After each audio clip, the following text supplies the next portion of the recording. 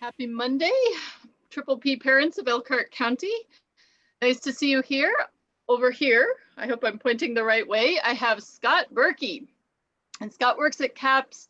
He does a lot of different Triple P things. He does one-on-one Triple P, and he does a lot of groups. That's kind of his specialty. And the reason we have him on today is because we've been focusing on relationships during this month of August, like how the parents are doing. So that was one of the things Triple P noticed with COVID, was that one of the things most affecting children wasn't just our parenting, but it was our, like, how are we managing our own relationships, and how was that affecting children? So we've been talking about that. And one of the things that Triple P has some sort of special materials on, because it's really important, is co-parenting. So how do separating parents manage co-parenting well? And that's one of Scott's specialties, and he teaches a class on it, which you can get information on that after. We'll hold out that information until after you've watched this little bit. So, Scott, welcome. Thank you. Good to be here. Good. Okay.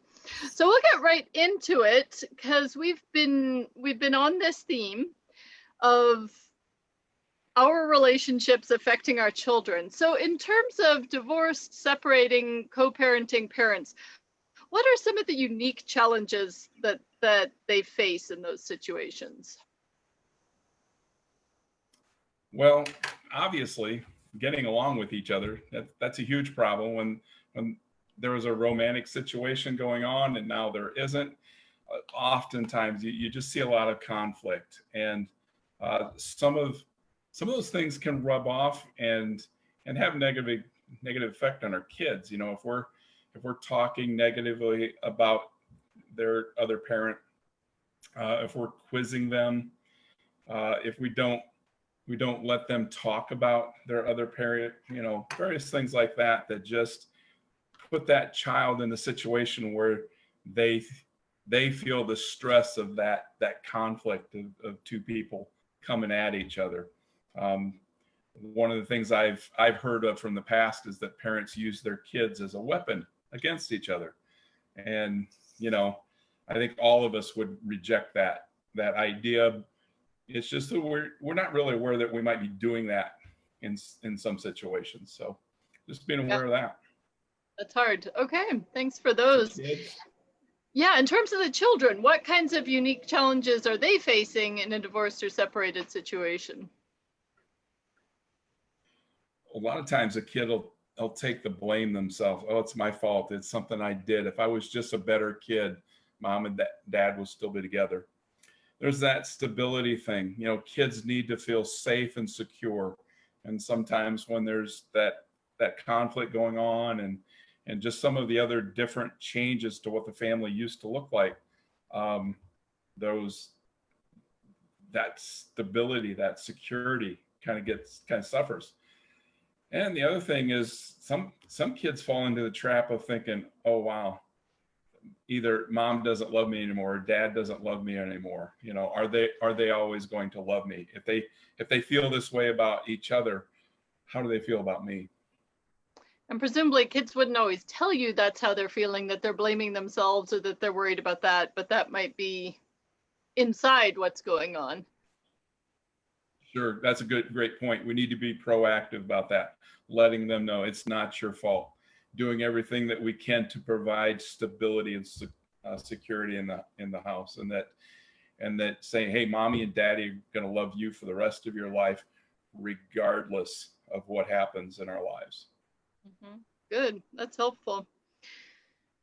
So one of the things we've been talking about, that we talked about last week, is that our own emotions are tied not just to the things that happen, but to the ways that we think about the things that happen. So we used examples last week of, you know, my child makes a big mess. Is it the mess that makes me angry, or is it my thought that, you know, I work so hard all day and my child doesn't even care and just makes a big mess? And so kind of changing that thought can help us to feel less angry. So my child made a mess, they were probably just having fun and weren't even thinking about it. That's normal for a child. It's going to give us a very different reaction then my child doesn't respect the work that I do around here. So does that kind of idea apply in one of these, difficult attention situation, or, a situation like the ones we're talking about where parents are not together? Absolutely. The reason we fall into that trap so easily is because that thought already exists. It even maybe borders on belief. I have this box that I put these kinds of situations into all the time, and it happens. These things only happen because my ex is a jerk, or because they don't care about me, or they don't care about their kid, or whatever. So we miss it because that thought just takes a nanosecond, and that nanosecond informs our emotions, and we get ticked off about it. I would make connection with the tribalism that we're seeing as a nation right now. People put things in a box, they think they understand it, and so that false belief leads to emotions, which lead to behaviors that aren't all that healthy. So yeah, if I've got this preconceived notion that my ex is always going to make the wrong decision, always going to do the wrong thing, and always hates me, then yeah, we fall into that trap really easily. And so we have to make sure we're dealing with the truth. Nobody likes to be lied to, but it's even worse when you're lying to yourself. That's kind of the line that I use with some of my parents is, let's make sure we're telling ourselves the truth. So it feels true, and we have lots of examples for why it is true. So how do we come up with, we were saying last week, it's not about sugarcoating it and saying, oh, this is wonderful, I'm so glad he's late to pick up our kids. How do you come up, what are your guidelines for what that more true, helpful statement could be? Well, I have a feeling you probably talked about a lot of them, just kind of putting those thoughts on trial. I'm going to challenge my thinking a little bit. I'm going to ask myself some clarifying questions like, is there another explanation for this? Is there another reason that this could have happened? What advice would I give to somebody else if they told me the situation that I'm in right now? Because I would be able to see their situation more objectively, where the situation I'm seeing, it involves me, so it has all those feelings attached to it. So we're just kind of putting it on trial to make sure that what we believe to be the truth is actually the truth. Good. Okay. Actually, we hadn't talked about some of those, putting it on trial, so that's really helpful. So my next thought would be this. So that sounds great if I can do this rational thing where I can say, boy, that thought, let's think rationally about that. But sometimes when I'm angry or upset, I'm not ready to go there and put that thought on trial. And do you have any suggestions for that type of a situation where I'm just feeling like, no, he always does this? Like, there's nothing, do you have any suggestions for getting through that moment?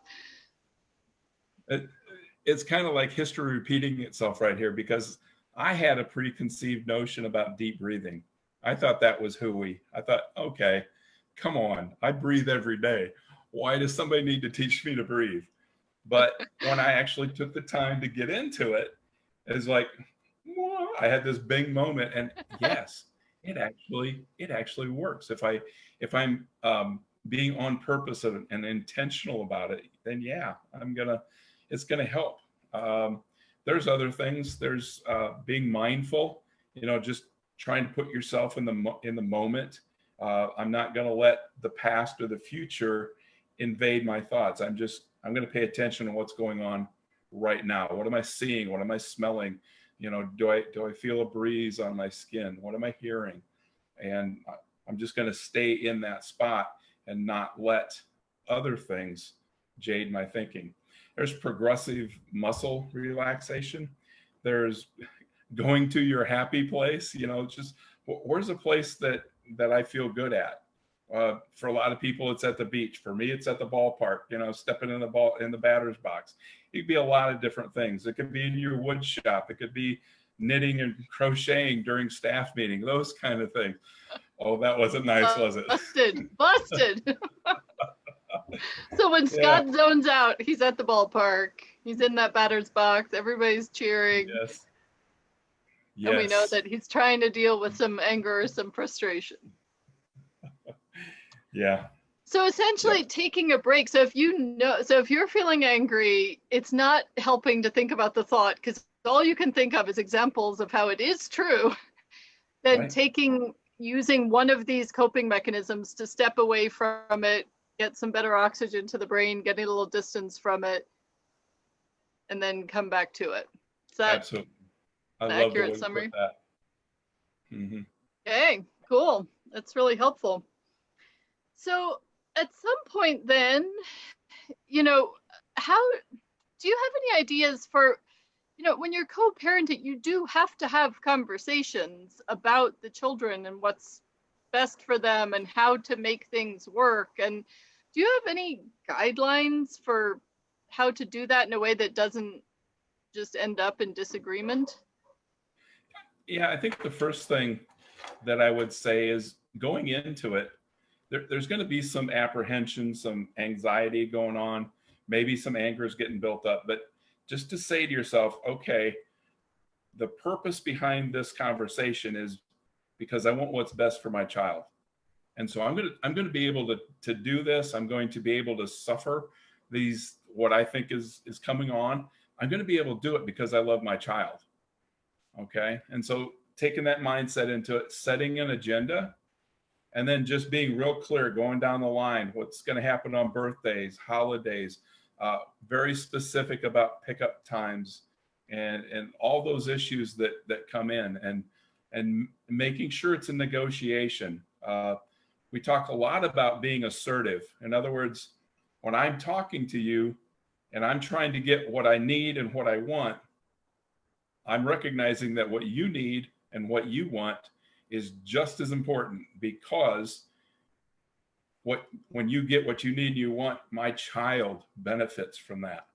So just taking that mindset in there that if it's true that I love my kid as much as I say I do, then I can suffer some discomfort when it comes to having to interact with this person I used to feel all warm and fuzzy about. So no matter how unpleasant it is, just keeping that mind, remember, this is for my child. And then it sounds like also being kind of proactive about it. So how are we, so planning ahead for how we're going to deal with things rather than having to respond all the time. And that's something in general we've talked about in these videos. What's going to be my plan for when they have a tantrum? What's going to be my plan for when they don't do their homework? Just getting ahead of the game a little bit. Absolutely. And in our class, in the book we go through, it has so many of these things that parents run into that they're built right into the conversation about how we're going to handle all these details. And so it's August today, but in February of next year, I know that I get my son for his birthday, or he's spending his birthday with his mom, but at least I know, because like you say, we're out in front of it. Yeah. So that brings up another point. What if I'm the only one that's taking the class? I'm the only one that's trying these new parenting techniques. I'm the only one that's trying to work on good communication and handling my anger. And I want the best for my child, but I can't do that alone. What do you say about that? I would say control what you can control, influence where you can influence. And if it's a situation where you have neither control or influence, don't spend any energy, because that takes a lot of physical and emotional energy from us that we just don't have it to throw it away. And if we're throwing it away on that, then the things that we do have control over, the places where we do have influence, we don't have enough energy to put it in that. It's tough to say, I have no control over that. And I have no way of having any control over that. Yeah. Now there is an element of when the other parent sees you doing the right thing and setting a good example, it doesn't force them to do it, but I think there's a chance that they'll say, oh, okay, what they're doing is very effective here, and I should follow suit. You know, because a lot of parents have different ideas about what's proper as far as limits and boundaries for kids. Mm-hmm. And if they can see the benefit of having strong limits and boundaries that are set up by the other parent, you know, there might be some change there. But Yeah. let's not put energy into trying to Good force point. that to happen. And yeah. And presumably I see this just in general with triple P, that if a child still benefits from having that stability and structure and everything, even just in part of their life, even if it's not happening in other places, there's still benefit to it. Something I've What noticed. I think I hear you saying is that when they feel safe and secure in my house, that's going to give them what they need to go to the other house where you're not sure if they feel safe or secure. But that's going to give them a strong foundation to know that I'm coming back to a place that is my happy spot, my safe place. Yeah, it's great. Okay. Well, is there anything else in particular you want us to know before we get into details of how people can get more? You know, we covered things pretty good here.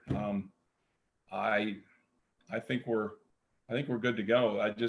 I would encourage people to sign up, take the class. There's a lot involved. People don't know what they don't know. I don't know what I don't know. Mm-hmm. But when you're exposed to this kind of stuff, you know, I love seeing those light bulbs go off.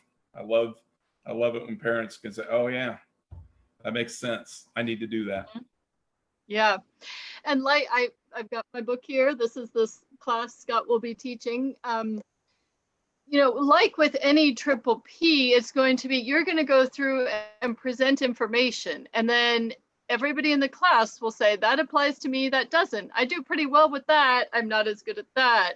That's a strategy I would like to try for myself. That's one that I'm not that interested in. So people will come out with a pretty individualized plan for how they're going to handle things, correct? Absolutely. We know that parents are the experts on their child. So we've got a horizontal relationship with our parents. There's none of this talking down to anybody. It's how can I come alongside? How can I help? How can I coach? But ultimately, it's your kid. Yeah. And you know yourself what's going to work and what isn't and how that will work. And so we spend quite a bit of time in most triple P kind of figuring out, how will you apply that? There's no good in having this great idea if we haven't gotten down to the nitty gritty of how will you do that. Right. So I've seen you teach other classes, and there's quite a bit of that. So we practice it. It's a little bit awkward, but awkward isn't always bad. You weren't supposed to mention the awkward parts. Yes. So I got over it. Yeah, I know. It's rough. So if people do want to sign up, I think, wait, we probably should have clarified that. How do they do that? Well, if they call our office, they're in Elkhart, 295-2277. Does that sound right? Yes, and I just found out, I've been working there for 6 years, and I just found out that 2277 is CAPS, like CAPS. That's right. Yeah. 295 CAPS. 295-2277. As for Blanca, say you want to enroll in the parenting class, they'll give you all the information. I think it's also on the CAPS website. We will link it to the Triple P Facebook page, so Triple P and Elkhart County Facebook page. You could also, of course, call Triple P. So CAPS and Triple P work hand in hand on everything. So if you would call the Triple P phone line, 574-226-0160, you could get it there, or info@tripplepelkhartcounty.org. So whatever it takes, whatever part of this you remember, just call one of those numbers and we'll find a way to get you hooked up with that class. It starts on Thursday. It is virtual. You would want to get signed up really fast because somebody will drop off some paperwork and a book if you are enrolled, Yeah. so that you would be able to follow along. Tomorrow is really going to be the limit on that. So okay, if you're to make a call on Tuesday, September 1st, and we feel like we'd be able to accommodate you for that class. okay. And I understand there's still a couple of spots. Keep them small so there can be discussion. Is that right? Right. We do have some room. Okay. Okay. Well, Scott, that sounds fantastic. Do you have any other further thoughts before we move on? No, I'm good to go. This is good. Thank you, Anna. I'm ready to be frozen out. Your screen's frozen. I don't know if you can hear me or not.